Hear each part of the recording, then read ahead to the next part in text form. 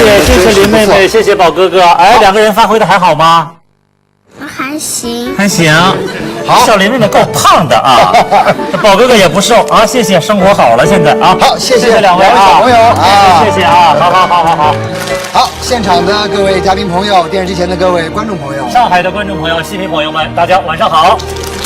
看见我们站在这儿，我想大家已经明白了，这是中央电视台戏院百家跟SMG 艺术文频道的文化主题之夜两个栏目的首次牵手，为的就是纪念上海粤剧院推出《红楼梦》首演50周年这个系列的纪念活动。所以今天我们也跟很多来宾朋友们在此一块给大家献上这么一台叫做《红楼梦》情牵50载的特别节目。说的太好了，其实今天这样一个特别节目呢，也拉开了上海粤剧院庆祝粤剧《红楼梦》首演系列活动的一个序幕。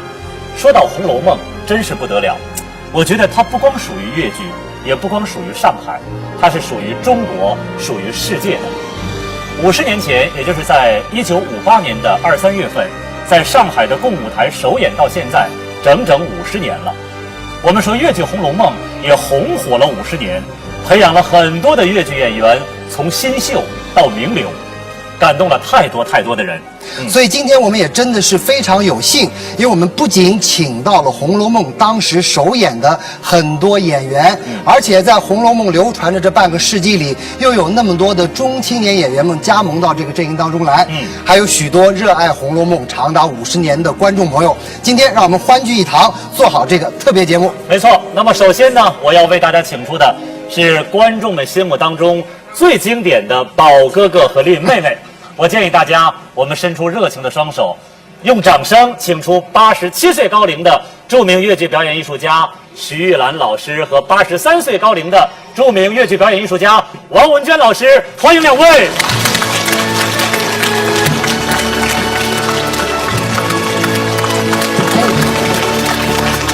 大家看，大手牵小手，我们的两位小黛玉、小宝玉牵着我们的两位艺术家上场了。两位艺术家好，徐老师您好，您好，来，王你好，徐老师。粤剧表演艺术家徐玉兰刚进科班时，先学花旦，后习老生。1941年改演小生。1958年，37岁的徐玉兰以其精湛的表演、激情跌宕的演唱，成功出演《红楼梦》。从此成为观众心目中最经典、最难忘的宝哥哥。难得西厢奇妙事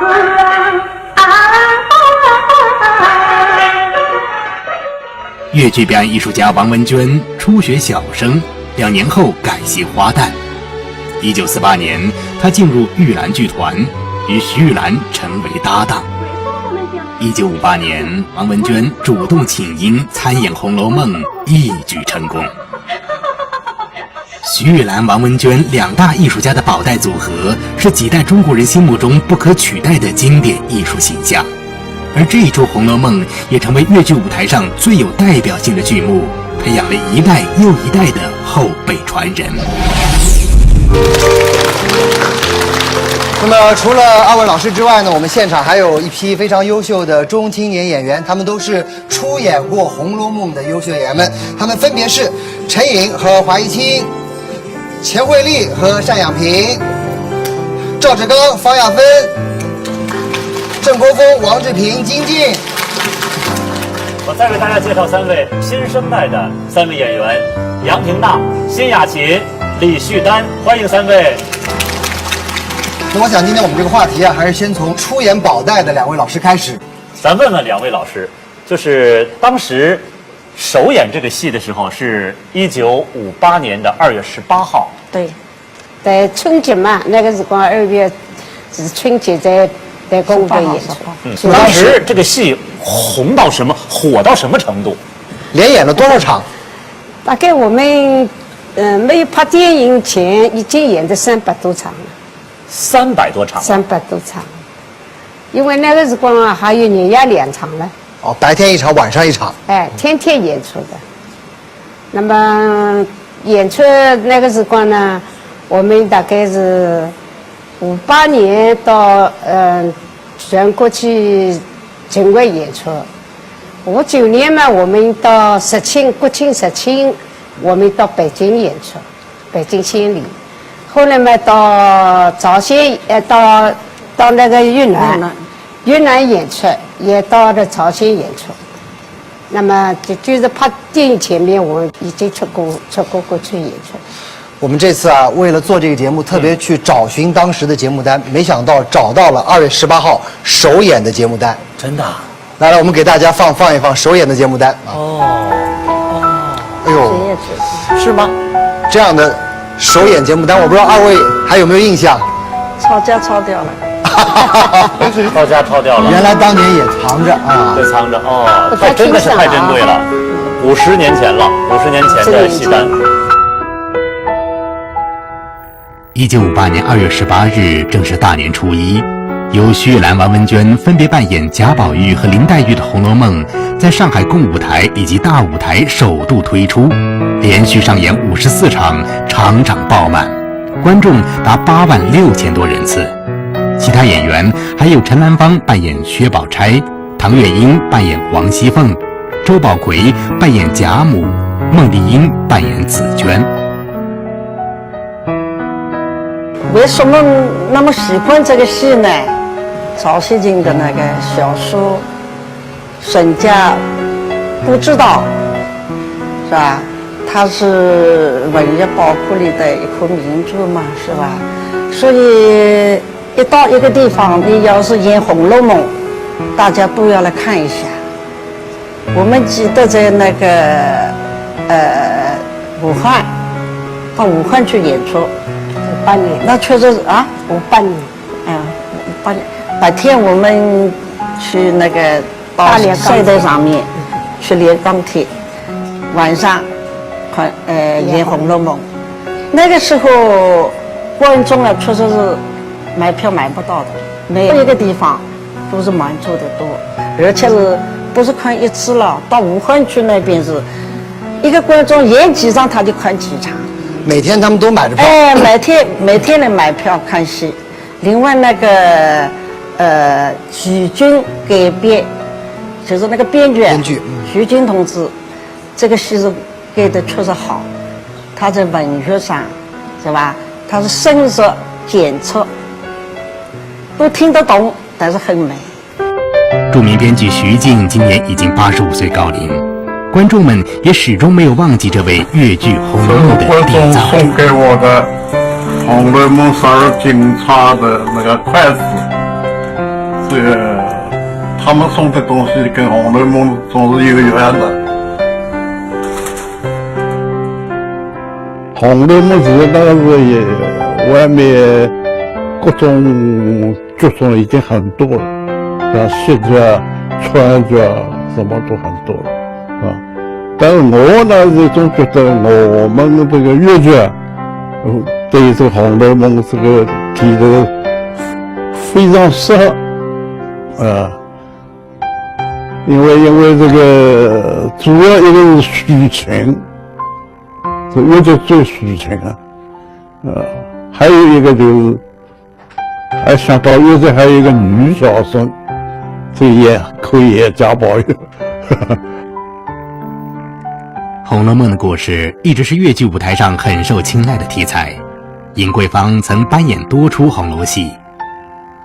20世纪40年代，袁雪芬也在雪绅剧团排演过林黛玉，而宝玉与晴雯则是范瑞娟常常演出的剧目。但如何在舞台上完整全貌地展现《红楼梦》这部煌煌巨著，却是前无古人的浩大工程。对于当年才30多岁的徐静而言，是巨大的挑战，也是难得的机遇。我说的主要的呢，要用戏剧结构，而不能用你那个章回小说的结构，一定要用戏的结构，是吧？这个，所以我用的是戏的结构，所以。把那个，譬如讲脏话原来是很早的，在小说里是很早的。我把它挪到后面，挪到宝玉被打以后，这样呢，这个转化的压力就重了，是吧？好像这个板子也打在林黛玉的身上，啊，所以这个结构一换呢，那个转化的味道就更好了。粤剧《红楼梦》的成功，也不能忘记另外2位幕后功臣，导演吴琛和钟鸣。他们对于原著的深刻理解，对于舞台艺术的充分解读，为演员提供了很大帮助。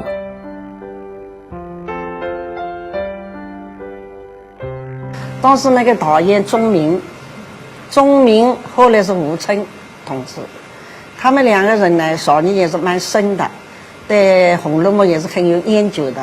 所以开始排的时候，就是给我们讲解那个宁国府啊、永国府啊那个人物关系啊，叫我们看小说啊，那么我们每一次到一个地方演出以后，我们一场戏下来以后，马上就是讲评，不是戏下来以后马上下妆我们就休息了，不是这样，要讲评。今天为什么要长了15分钟？到底在演员的节奏上面，还是在玩景的地方出了毛病，我这里晚了，还是灯光问题，还是乐队问题，都要检查的。所以每次讲评，每次这个戏啊，大家提意见，哪一点不好，哪一点好，那么这样子不断在提高改进。所以每一次演出呢，觉得观众觉得这个戏质量还是不错。因为什么呢？这个戏一上去以后，这个戏很长了，大概有毛4个小时吧，3个多小时啊，3个多小时。后来一点一点删掉，哪里不好再改进什么，是那个戏啊，在质量上面能够保证以后呢，所以每到一个地方演出呢，他观众就是不断的来。其实创作这一部经典，真的是凝聚了很多人的心血。对，我听说2位艺术家为了演好人物，还有不少名言，你听说过吗？听说过，说个人都有一些特别有劲儿的豪言壮语。咱们先说谁？咱们先说王老师。王老师，哎，老勇跟王老师是几十年的老邻居了，他对王老师的这个情况肯定很熟悉。这个说实话，我还是听王老师的女儿这个转述的。我估计呢，他可能也是听外婆当时转述的。说王老师当时说过一句话，说演不好林黛玉就杀我的头。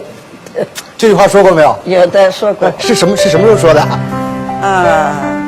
那还没有定那个谁来演那个《红楼梦》，因为我们粤剧院演林黛玉的人也很多，演贾宝玉的人才也是很多。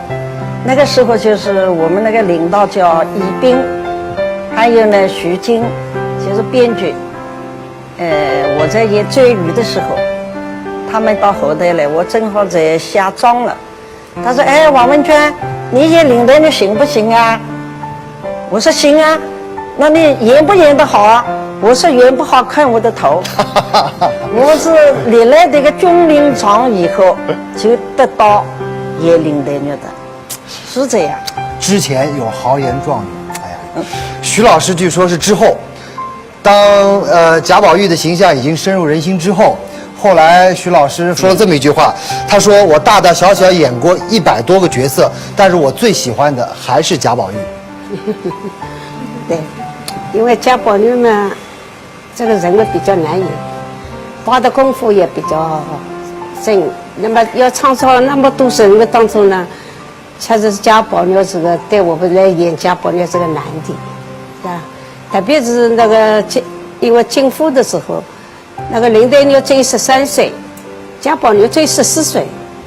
那么我接到剧本以后呢，我觉得前面的不大不小的个男孩很难演啊，也不是一般的小孩跳跳蹦蹦的出来，他是荣国府那么一个天之骄子，这个佼佼者是吧？又有封建的礼教套在他身上，他心里是个童生，这个，因为我那个时光也已经30几岁了，我想怎么能演好这个角色，所以动了脑子了，是吧？我也买的很多艺人啊。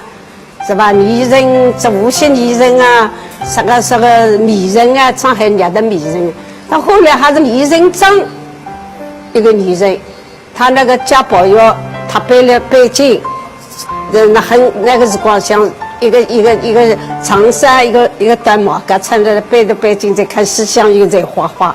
我看了以后，哎，这个人的好像虽然是个女人，但是有灵性，所以对我启发比较大。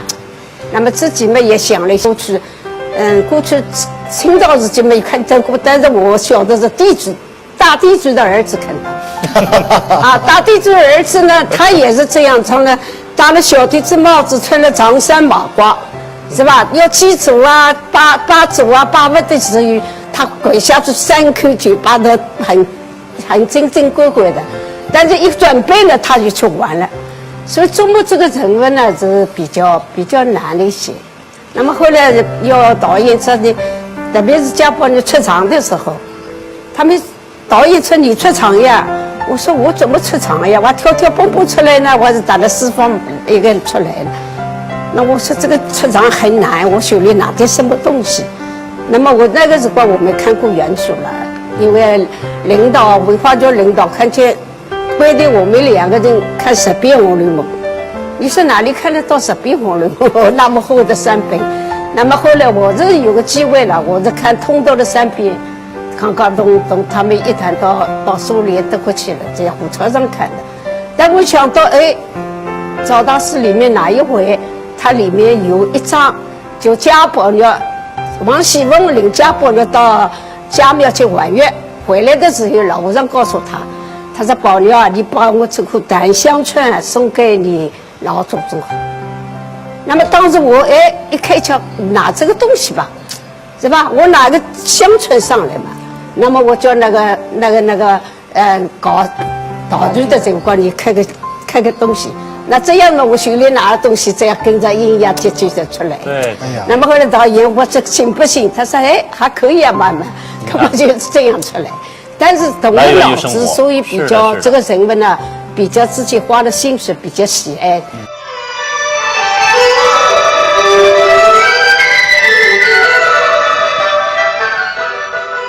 徐玉兰的贾宝玉，他这个贾宝玉的层次非常清楚。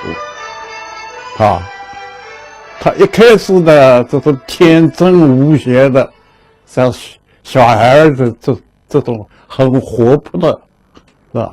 有的演员一开始他就老气横秋，原来就是这样，啊，他这个不是，他这个有层次，啊，后来进入到读西厢，进入到爱情，成熟一点了，一个人成熟一点了，是吧？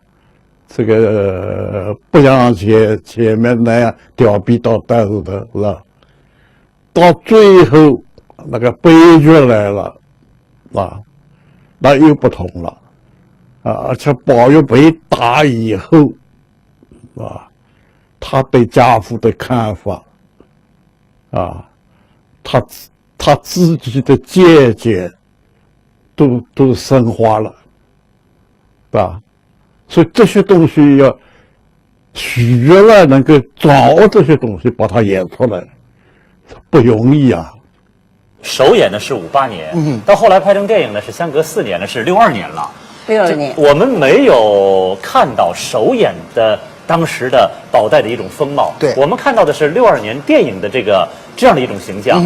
咱们请2位老师来说一说，当时首演版，不管是服装、化妆以及道具上，跟我们现在看到的电影版本的有什么不一样？对，我说一个戏，他一下子演出是不是到现在这样一个情况呢？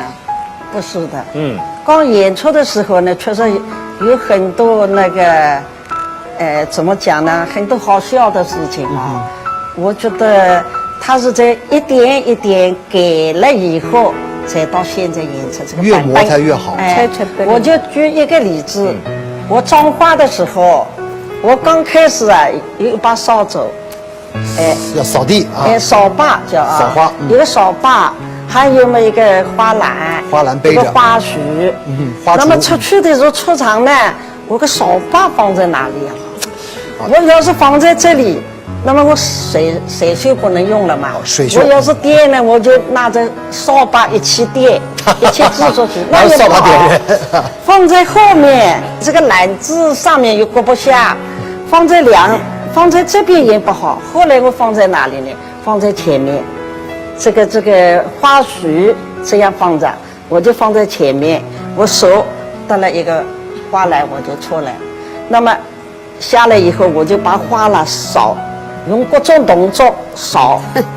后来有一次啊，我看到一个照片，我拍了一个照片，我是这样一个照片，一看，耶，怎么像挑了一个担子嘛？前面一个扫把，后面一个花篮，我就这样出来。一上去以后，又用花篮，又用手，又用碰，觉得这个组合呢，比较碎，怎么讲不集中？他水袖又不能发挥，是吧？一会儿那个花篮很忙，显得很慌乱，这个动作了很琐碎，觉得不好。后来我出来以后呢，拿下来以后，基本上用那个花絮，那个花锄啊。那么有的人呢，觉得一个花絮呢像舞蹈一样，就这样弄。哎呀，我说那个领人的力气那么大，怎么这个像花，好像当枪来舞？我说这个都不合适。后来我就把它放下来以后，用一套水袖，用各种水袖组合了一套动作。我说后来是这样，我想来想去呢，还是现在的比较合适。那一开始确实是各种思念、各种改进啊，也听了人家的意见，所以自己觉得呢，一个戏要它完整的话，它一定要是不断的改进，不断听人家的意见，那才能一点一点最后啊，能够看起来比较舒服吧。